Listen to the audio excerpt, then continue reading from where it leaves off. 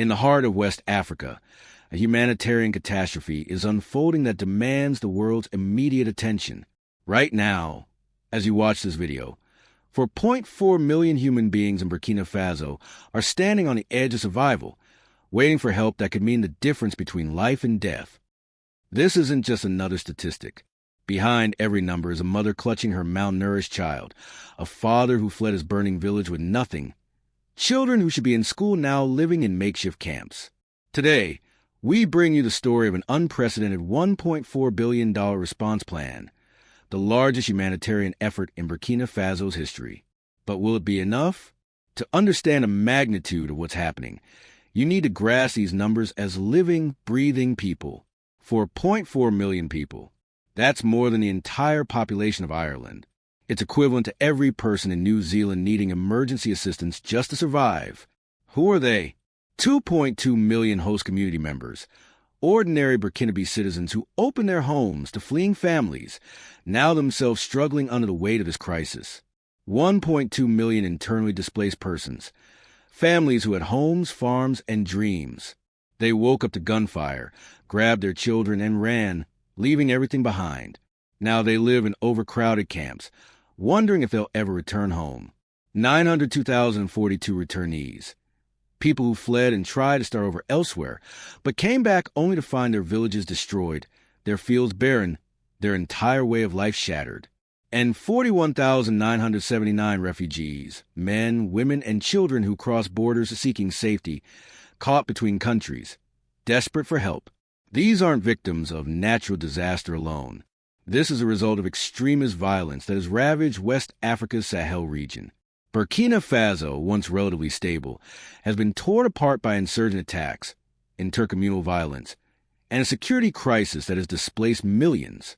Imagine waking up every morning not knowing if you'll eat that day, watching your children's bodies weaken, their energy fade, being unable to provide the most basic necessity, food, for the lives you brought into this world. This is daily reality for millions in Burkina Faso. Over 6,000 schools have closed across the country. Children who should be learning are instead learning how to survive. Hospitals and clinics lie abandoned or destroyed. Women give birth in camps with no medical help. The sick die from treatable diseases because there's no medicine, no doctors, no hope. Water sources have been contaminated. Families drink from murky ponds where animals bathe. Diseases spread like wildfire through overcrowded camps. Cholera, malaria, acute malnutrition. These silent killers work efficiently in conditions like these. But in the face of overwhelming catastrophe, the government of Burkina Faso has refused to surrender.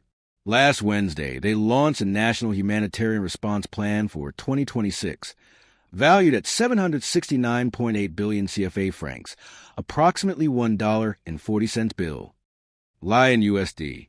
This massive response targets every critical dimension of the crisis: food security and nutrition, emergency food assistance to prevent starvation, treatment for severe malnutrition, and support for agricultural recovery, health, mobile clinics reaching remote areas, vaccination preventing outbreaks, medical care for the wounded, and mental health support for traumatized communities.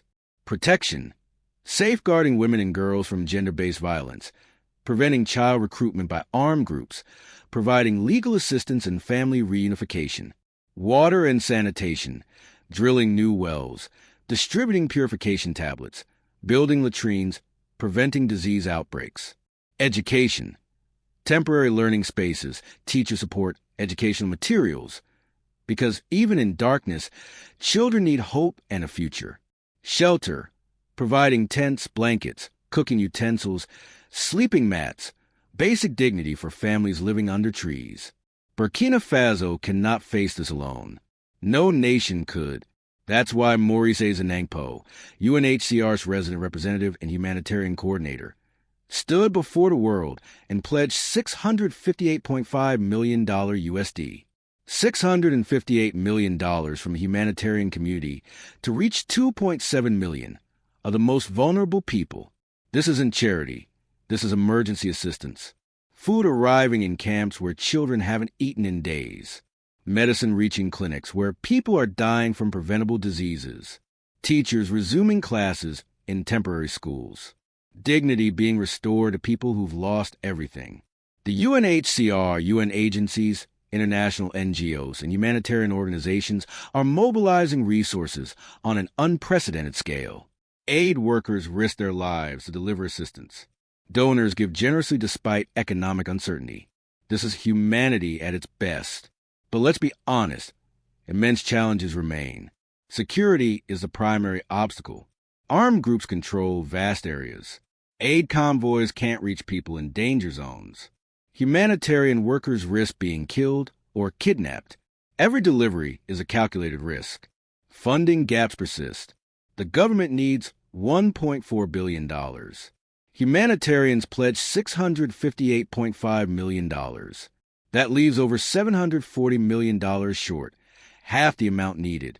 Without more funding, tough choices will be made. Some will be saved. Others won't. Logistics are nightmarish. Roads are destroyed. Infrastructure is damaged.